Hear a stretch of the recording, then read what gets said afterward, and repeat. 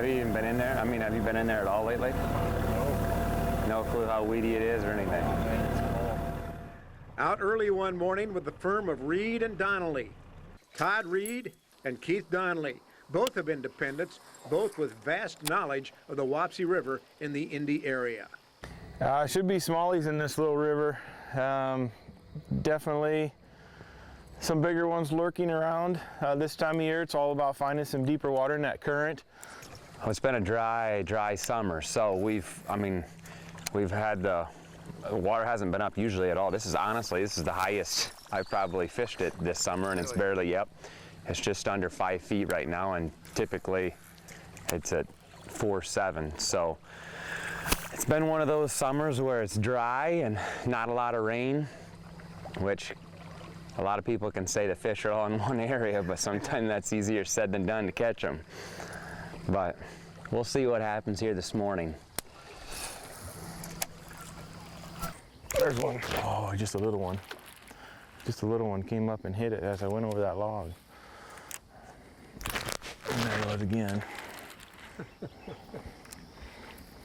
Little one.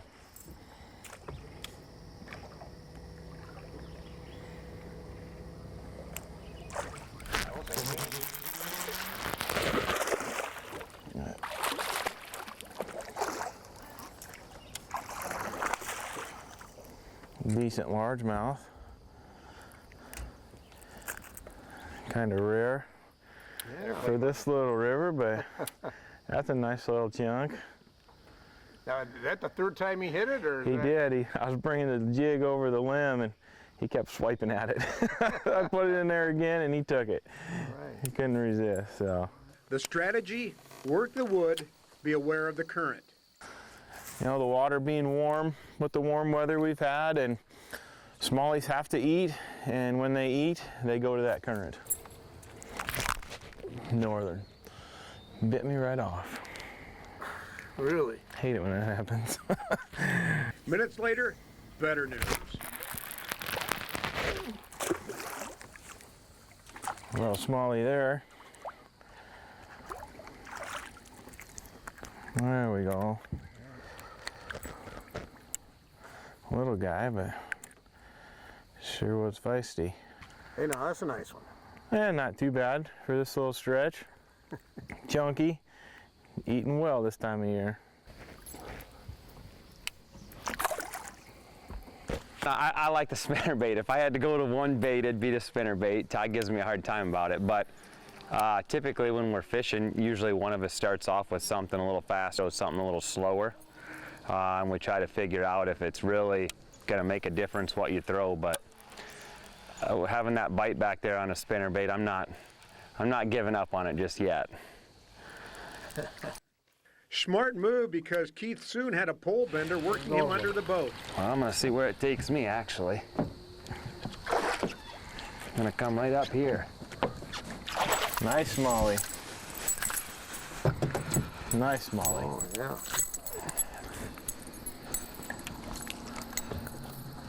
Hey. Now, how hard he hit?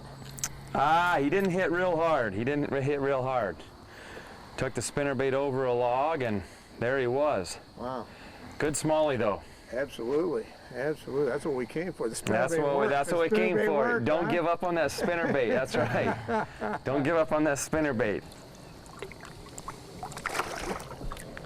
No, they're largy. Keith and Todd continued to catch bass. Look at there. Oh, But I wanted to hear about Todd's that other largy? recent highlight. The lifelong Yankee fan and his wife got to go to the Field of Dreams game. it was something else. I mean, first of all, the Field of Dreams, kind of grew up watching the movie. My grandparents lived in Dyersville, so I kind of saw it progress as it went along, and there I was with my wife. We were watching the game. It was pretty cool. I hate to say magical because that's a pretty powerful word, but it was very weird being that close to the players. You know, Costner came out of the field, you know, which was expected. We knew he was going to be a big part of the night, and then all of a sudden the players started coming out. And, you know, my favorite Aaron Judge was one of the first guys in a row, so it was, you know, just like the movie. Reed says it's a top 10 memory. Well, today's trip on the Wapsie, probably not a top tenner, but who's going to argue with being all alone on a river Where he should have been. and catching fish? What's that famous line from the movie? Is this heaven?